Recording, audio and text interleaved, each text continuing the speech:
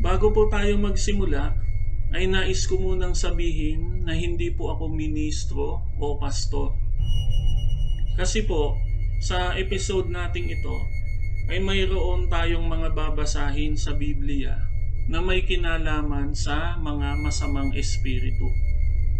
Baka kasi sabihin ng iba na nagpapanggap akong ministro o pastor. Meron po kasing mga ganong tao na kapag may binasa ka lang sa Biblia, kukutyain ka na agad at gagawin kang katatawanan. Sasabihin na nag-aastang pastor o ministro. Hindi po ako pastor at hindi rin po ako ministro. So ngayon po, umpisahan na po natin. Alam niyo po, marami ang naniniwala na ang kaluluwa ng isang namatay ay nakakabalik pa dito sa mundo at nagpaparamdam sa mga tao. Pero napakalinaw po ng aral sa Biblia pagdating sa paksa tungkol sa mga kaluluwang nagmumulto at tungkol din po sa mga tumatawag at nakikipag-usap sa kaluluwa ng mga patay. Ang sabi po sa aklat ng Levitico, chapter 19, verse 31, huwag kayong sasangguni sa mga kumakausap sa mga espiritu ng mga namatay o sa mga manghuhula. Kayo'y ituturing na marumi kapag sumangguni kayo sa kanila. Ako, ang Panginoon, ang inyong Diyos. Dito po maliwanag na ang nagsasalita dito ang Diyos mismo. At ang Diyos mismo po ang nagbabawal na huwag tayong sumangguni sa mga kumakausap sa mga espiritu ng mga namatay at sa mga manghuhula. Yung mga espiritista at manghuhula, yung mga mediums na tinatawag, ipinagbabawal po ng Diyos. Ngayon, ang katuwiran ng marami, ang kanilang palusot, ganito po, wala namang mawawala kung gagawin. Anong walang mawawala? Meron bang ipinagbabawal gawain? Tapos kapag hindi mo sinunod, walang parusa? Kapag hindi ka sumunod, wala naman palang mawawala? Bakit ipinagbawal pa kung wala namang mawawala? Hindi po totoo yon. Palusot lang nila yon. Kasi gusto nilang gawin yung gusto nila. Maliwanag po ang nakasulat sa Biblia na sinabi ng Diyos kung ano ang mangyayari kapag ang isang tao ay sumasangguni sa kaluluwa ng mga namatay at sa mga manghuhula. Basahin ulit po natin Levitico chapter 19 verse 31. Huwag kayong sasangguni sa mga kumakausap, sa mga espiritu ng mga namatay o sa mga manghuhula. Kayo'y ituturing na marumi kapag sumangguni kayo sa kanila. Ako ang Panginoon, ang inyong Diyos. Ayun po. Ang sabi ng Diyos, ituturing kayong marumi. Dahil ang gusto ng Diyos, maliwanag kasi ang gusto ng Diyos na sa Kanya lamang tayo dapat sumangguni. Sa Kanya lamang tayo dapat maniwala.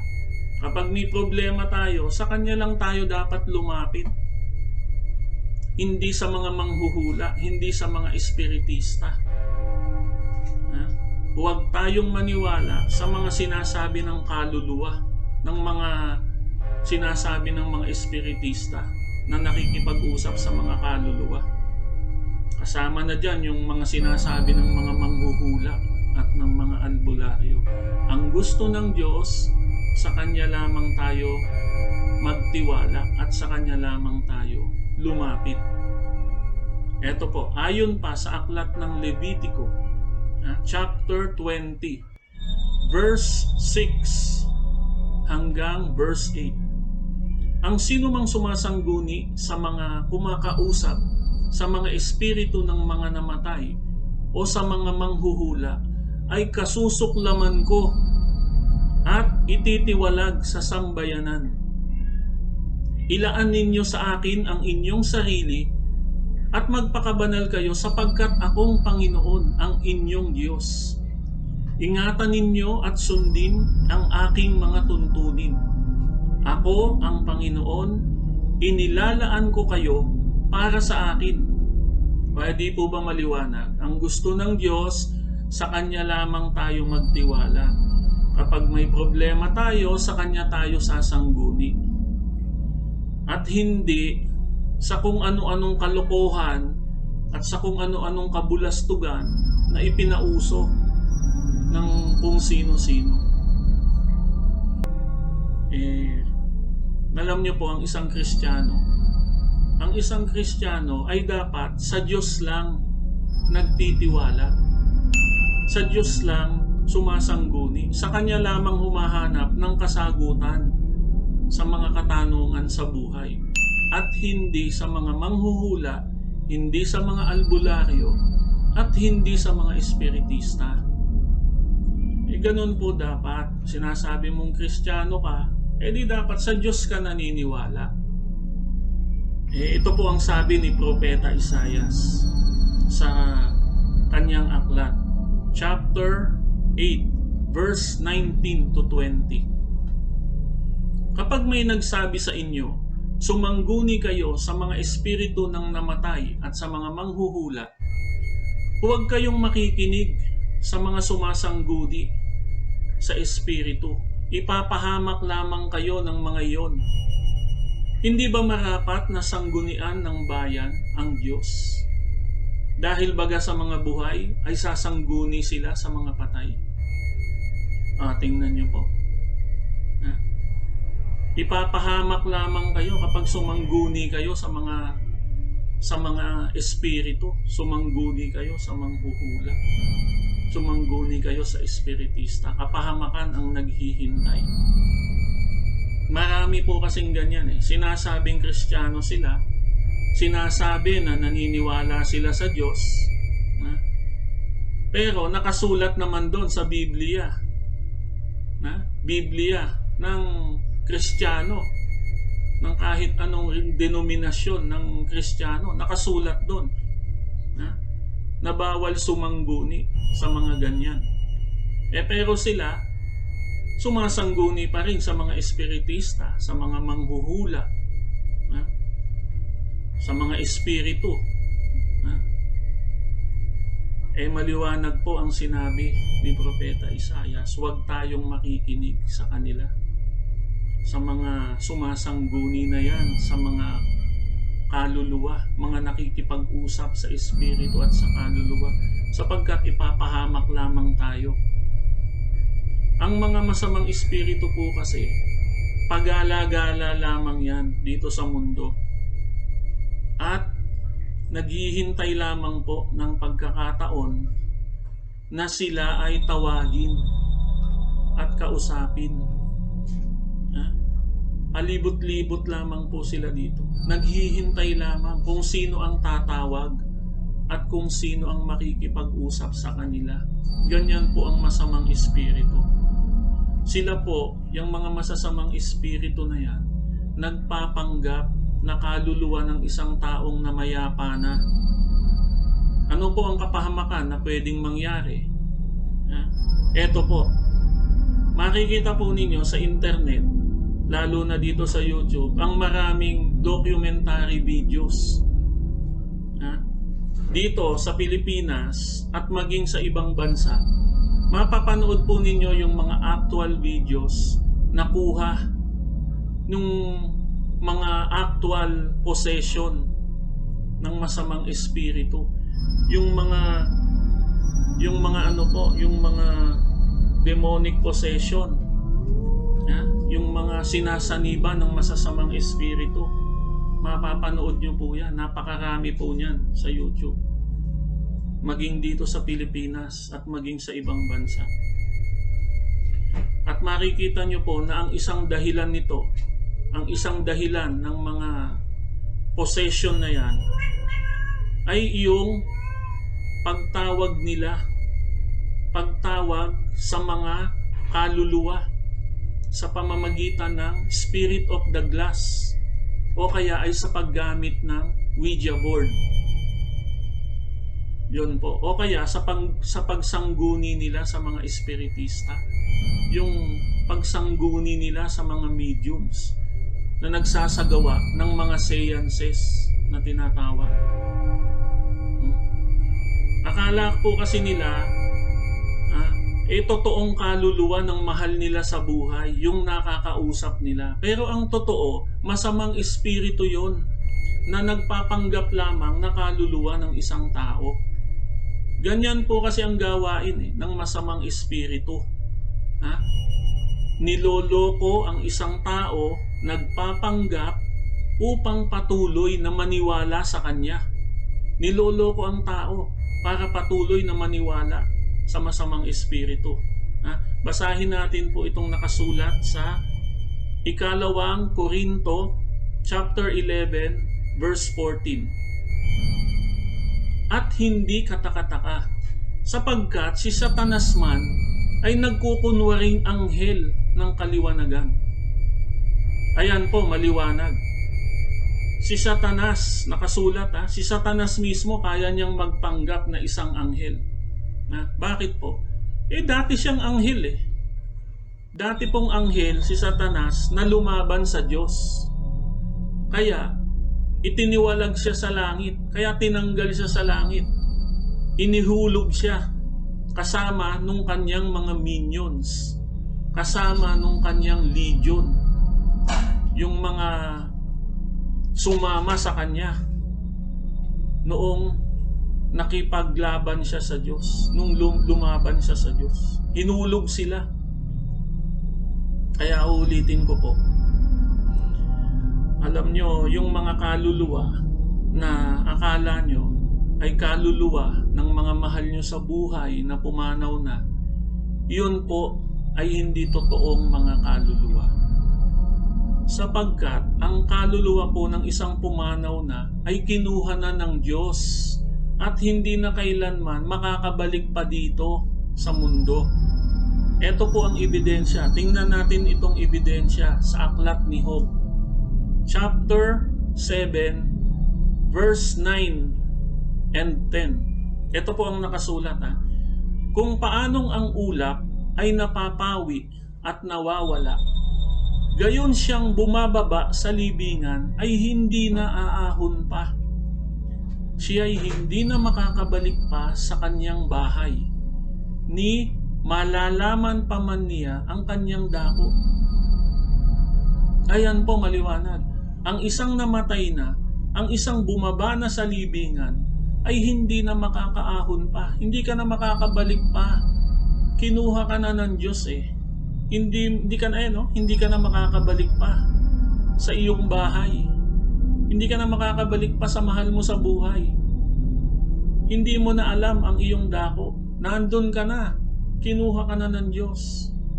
Hindi pwedeng kung kailan mo gustong pumunta, mamasyal doon sa bahay mo para pasyalan, bisitahin yung mahal mo sa buhay. Magagawa mo kung kailan mo gusto. Kung kailan mo gustong pumaroon. Kung kailan mo gustong pumasyal, balik-balik ka para kang turista. Hindi ganon. Wala pong ganon. Hindi totoo yun. Ang kaluluwa po ng namatay, hawak na ng Diyos. Hindi ka na makakapagparot pa rito kung kailan mo gusto. Na parang mamamasyal ka lang. Ito pa po ang isang ebidensya na nakasulat sa aklat ng Ecclesiastes chapter 9 verse 5 and 6. Hindi nalalaman ng patay ang anumang bagay, sapagkat ang alaala sa kanya ay ipinalimot na. Wala siyang namamalayan sa anumang nangyayari sa daigdig. Kita nyo po. Kapag namatay ka na, yung kaluluwa mo, hawak na ng Diyos. Hindi ka na makakapagbalik-balik pa kung kailan mo gusto, kung kailan mo maisipan na bumalik sa mga naiwanan mo sa buhay mga naiwanan mo dito sa mundo, babalik ka kung kailan mo gusto. Wala pong ganon. Ha? Hindi po kaluluwa yun. Ang isang kaluluwa po, hindi na makakabalik sa mundo yan. Nasa Diyos na dahil siya ay nananahimik na. Siya ay namayapa na. Rest in peace. Requiescat in pace. Rest in peace. Na mahinga na sa kapayapaan. Paano kang magkakaroon ng kapahingahan? Paano kang magkakaroon ng kapayapaan kung pabalik-balik ka? Gusto mo babalik ka, tapos sa isang buwan uli, tapos sa isang linggo uli. Magkakaroon ka ba ng katahimikan nun? Magkakaroon ka ba ng kapayapaan nun? Kung ang isang mahal mo sa buhay na namayapa na, lagi mong tinatawag, lagi mong kinakausap, sa palagay mo ba matatahimik siya doon sa kinaroroonan niya? Halimbawa, ito yung isang asawa na naiwan. May anak na matigas ang ulo. Sabi nung asawa, doon sa kausap yung litrato nung namatay niyang asawa, "Naku darling, yung anak natin ang tigas ng ulo, hindi ko kaya. Nahihirapan akong sawayin, nahihirapan akong disiplinahin. Kausapin mo naman, tulungan mo naman ako pangaralan ng anak natin, darling." Sa palagay mo ba matatahimik yung kaluluwa na yon? Sinasabihan mo ng problema, nananahimik na. Magkakaroon ba ng kapayapaan yon? Magkakaroon ba ng katahimikan yon sa kinaroroonan niya? Darling, sana tulungan mo kami. Sana bantayan mo kami. Bantayan mo yung mga anak natin. Paano matatahimik yun? Binigyan mo ng gagawin. Pinagbantay mo. Paano magkakaroon ng kapayapaan yun? Makakatulog ka ba ng maayos? Matatahimik ka ba? Mapapahinga ka ba? Magkakaroon ka ba ng kapahingahan? Kung maya't maya kinukulili ka ng asawa mo, kinukulili ka ng mahal mo sa buhay na naiwan mo, kinukulili ka ng kamag-anak mo, maya't maya kang tinatawag, maya't maya kang binubulahaw. "Lolo, paano po ba to? Sana po tulungan mo kami." Binigyan mo pa ng gagawin. Dapat nga patahimikin mo na para magkaroon na siya ng kapayapaan. Sa atin pong pagtatapos, napahaba na naman tayo. Mga kaibigan, sa atin pong pagtatapos, nais ko pong ulitin sa inyo na sa Diyos lamang tayo dapat umasa at magtiwala. Sa Diyos lamang tayo makipag-usap sa pamamagitan ng panalangin. Sa Diyos lang po tayo makipag-usap. Sa Diyos tayo magsabi ng ating problema. Sa Diyos tayo magsumbong. Huwag sa mga kaluluwa. Huwag tayong magsumbong sa kaluluwa. Huwag tayong magsabi ng problema sa kaluluwa. Huwag tayong makipag-usap sa kaluluwa. Dapat sa Diyos. Sa Diyos tayo laging umasa at magtiwala. Sa Diyos tayo humingi ng tulong. Bigyan na natin ng katahimikan ang ating mga mahal sa buhay na pumanaw na. Ibigay na natin sila ng buong buo.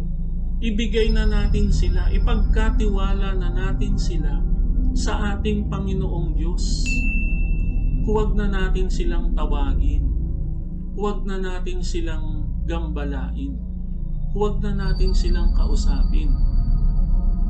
Dahil baka po mamaya, iba ang makarinig at iba ang makipag-usap sa inyo sa ginagawa ninyong yan.